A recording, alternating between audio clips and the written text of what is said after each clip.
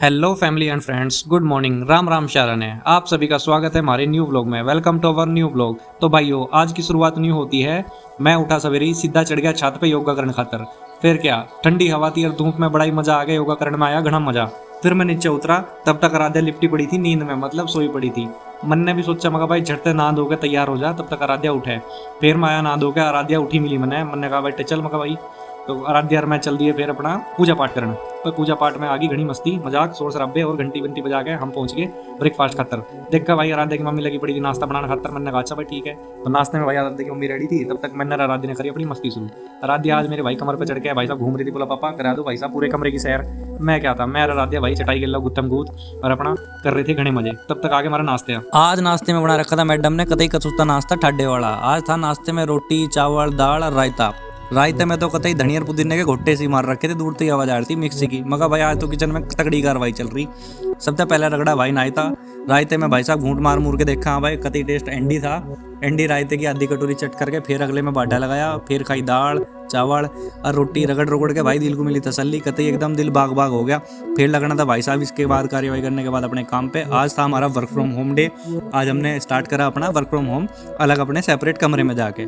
मन ने करा काम दाम और जागतों ने करी मस्ती। आज भाई साहब वर्क फ्रॉम होम होने की वजह से आज लिए काचे ही मजे, मतलब काम के साथ साथ में खाना पीना सब चीज़ घर वालों ने एकदम प्रोवाइड करा। मजे आ गए। चाय पानी पीने के बाद एकदम तसल्ली हुई। भाई मैंने कर लिया था अपना शाम को जल्दी काम फिनिश। घर वालों ने फरमाइश लगाई भैया जल्दी काम फिनिश हो गया तो आज कहीं गेड़े गाड़े लगा दो। मैंने बोला भाई बताओ क्या प्लान है गेड़े गाड़े लगाने का। काम हो गया अपना फिनिश। तो जल्दी फिनिश करने के चक्कर में घर वालों ने लगाई एक फरमाइश थी मूवी देखने की। बोला काफ़ी दिन हो गए मूवी देखनी पड़ेगी। मैंने बोला ठीक है बताओ भाई। तो घर वालों ने अपना चेक चुक करके बताया गूगल पे। बोला भाई यह मूवी लग रही है और फलाने फलाने थिएटर में है। मैंने बोला चलो भाई। कपड़े बदल गए, हम चल पड़े हैं भाई आज मूवी थिएटर जहाँ पे देखेंगे मूवी। हाँ भाई बच्चों, कौन सी मूवी देखोगे? जो न्यू रिलीज हुई है वो आप बताना गाइस। तो गाइस बताइए आप, हम कौन सी मूवी देखने जा रहे हैं? चलिए चलते हैं भाई साहब। फिर हम चल दिए उसी मूवी को देखकर जो घर वालों ने डिसाइड करी थी। तो मैं आपको बताता चलूं, इस मूवी का नाम है एक दीवाने की दीवानियत। मतलब ये मूवी जो है ना, लव स्टोरी, प्यार, नफरत, जुनून और दीवानगी, और उसके साथ साथ में मेन इसमें है राजनीति, मतलब राजनीति से रिलेट करती है ये मूवी। तो चलिए आपको बताते चलते हैं इसके बारे में। भाई इस मूवी में दो किरदार हैं। एक तो है हर्षवर्धन राणे जो मेन एक्टर का रोल निभा रहा है इसमें, और दूसरी है पंजाब की फेमस एक्टरनी सोनम बाजवा जो कि पंजाबी फिल्मों में काम करती थी। इनकी शायद ये मोस्ट ऑफ फिल्म होगी जिसमें करते हैं। तो जो हर्षवर्धन राणे हैं, इनका जो मूवी में नाम है, इनका नाम है विक्रम आदित्य भोसले, और जो सोनम बाजवा है इनका नाम है मूवी में अदा। तो मैं बता देता हूँ, विक्रम आदित्य भोसले जो है वो राजनीति से रिलेट करते हैं और इनको राजनीति में जाके सीएम बनना है। और इनके पापा ने इनको एक गुरु मंत्र दिया हुआ है जो इनको बचपन से जन्म के टाइम मिला था। वो एक सीक्रेट गुरु मंत्र है जो कि हम आपको मूवी के एंड में बताएंगे कि क्या वो मंत्र है। उसी मंत्र को लेके विक्रम आदित्य भोसले इस मूवी में चलते हैं और अपनी राजनीति की जर्नी को कंटिन्यू रखते हैं। और उनका फोकस बहुत अच्छा रहता है राजनीति में, चीजें क्लियर रहती है, विजन क्लियर रहता है सीएम की कुर्सी तक का, और वो कंटिन्यू भी करती है ये सब चीजें। तो चलते हैं अभी मूवी की तरफ।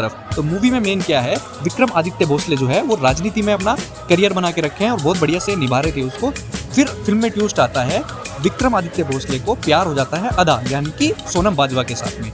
लेकिन ये प्यार उल्टा था। सोनम बाजवा को बिल्कुल भी वो विक्रम आदित्य पसंद नहीं थे क्योंकि वो राजनीति से रिलेट करते थे और उनका प्यार का इजहार जताना थोड़ा अलग तरीके का था। और बाजवा को एक अलग तरीके का चाहिए था, यानी कि अदा को एक अलग तरीके का प्यार चाहिए था। उसका अलग था और इसका अलग था, तो इसीलिए दोनों का प्यार चल नहीं पा रहा था। जो अपना विक्रम आदित्य भोसले है वो उससे बहुत अच्छे से प्यार करता था और बेइंतहा प्यार करता था, लेकिन जो अदा है वो उसको पसंद नहीं करती थी। तो ऐसे ही यह कहानी कश्मकश में पूरी मूवी में भरी हुई है। चलिए मैं आपको बताता चलता हूं। विक्रम आदित्य भोसले अदा को एक इवेंट के लिए इनवाइट करता है, जो इवेंट इंडियन आर्मी के फोर्सेस के लिए करता है वो, क्योंकि वो राजनीति से रिलेट करता है तो उसको उसका पीआर का यूज़ करना होता है। तो वो सीधे सीधे अदा को बोल देता है कि मेरे को आपका पीआर का यूज़ करना है और ये फंक्शंस है। तो अदा भी इस तरीके से मान जाती है। फिर वहाँ उसको और धीरे धीरे प्यार बढ़ जाता है। वहाँ वो उसको प्रपोज कर देता है, लेकिन अदा उसको डिनाई कर देती है और वहाँ से अपनी फ्लाइट बुक करा के मुंबई के लिए जल्दी से निकल जाती है। विक्रम आदित्य का प्यार धीरे धीरे बढ़ते बढ़ते गहरा होता जा रहा था, लेकिन अदा उसको धीरे धीरे विलन के रूप में देखती जा रही थी। ऐसे ही पूरी मूवी की स्टोरी आगे बढ़ती रही। धीरे धीरे फिर क्या हुआ कि अदा ने एक डिसीजन लिया कि मेरे को विक्रम आदित्य से दूर जाना है।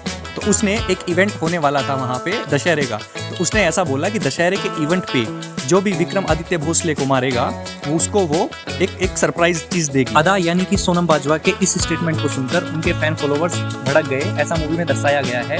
इससे क्या जो विक्रम आदित्य भोसले है उनकी और अदा की दूरियां बढ़ती गई और इस स्टेटमेंट को सुनकर उनके फैन फॉलोवर्स विक्रम आदित्य भोसले को मारने के लिए उतारू हो गए और एक दो जगह पर ऐसा भी उन्होंने किया, उनको गोली मारी गई, लेकिन वो स्टेटमेंट विक्रम आदित्य भोसले ने कन्वर्ट कर दिया कि ये गोली मैंने चलवाई थी। तो ये भी एक कंफ्यूज रहा। फिर आगे ऐसे ही बढ़ता रहा, धीरे धीरे ऐसे ही चलता रहा उनका सिलसिला। फिर विक्रम आदित्य भोसले के पिता ने उनके साथ में रहने वाले दोस्त के साथ एक प्लान किया कि विक्रम आदित्य भोसले का राजनीतिक कैरियर इस लड़की के चक्कर में खराब ना हो। तो उसने एक प्लान डिसाइड किया कि हम दशहरे पर इस लड़की को गोली मार देंगे और ये काम विक्रम आदित्य भोसले के दोस्त को दिया गया। तो हुआ क्या कि वो गोली लड़की के चक्कर में विक्रम आदित्य भोसले को लग जाती है और विक्रम आदित्य भोसले मर जाते हैं इस मूवी में। तो फिर वो मरते मरते बाजवा को ये बोल के जाते हैं, यानी अदा को, कि मैं इस जन्म में तो नहीं, अगले जन्म में आपको दोबारा फिर से प्यार करने का ट्राई करूंगा। अगर सक्सेस रहा तो ठीक है, नहीं तो अगले जन्म के बाद फिर मैं आपके लिए कुछ ट्राई नहीं करूंगा, ऐसा बोल के ये मूवी में एंड कर दी गई है। तो मूवी होती है यहीं पर एंड। मूवी में अच्छी तरीके से सारी चीजें थी, प्यार था, हेट था, लव था, राजनीति थी और उसके साथ साथ में स्टोरी जो थी ना वो बड़ी बिंदास थी। तो हम आपको बोलेंगे मूवी बहुत अच्छी थी, आप भी इसको देख सकते हैं। उसके बाद हमको लगी थी भूख, हम पहुंचे फटाफट एक होटल में हमने ऑर्डर दिया। सबसे पहले पनीर टिक्का, शाग पनीर, ये सारी चीज़ ऑर्डर देने के बाद हमने फटाफट खाया खाना पीना खा के फिर भी हमने लस्सी और आइसक्रीम खा के हम निकल पड़े अपने घर की तरफ। तो मूवी होती है यहीं पर एंड। तो दोस्तों आज का व्लॉग करते हैं यहीं पर समाप्त। मिलते हैं आपको नए व्लॉग में नई एनर्जी के साथ। तब तक आप बने रहिए हमारे साथ, ऐसे ही प्यार देते रहें। मिलते हैं एक नए व्लॉग में नई एनर्जी के साथ। तब तक के लिए बाय बाय और आपको मेरी तरफ से राम राम।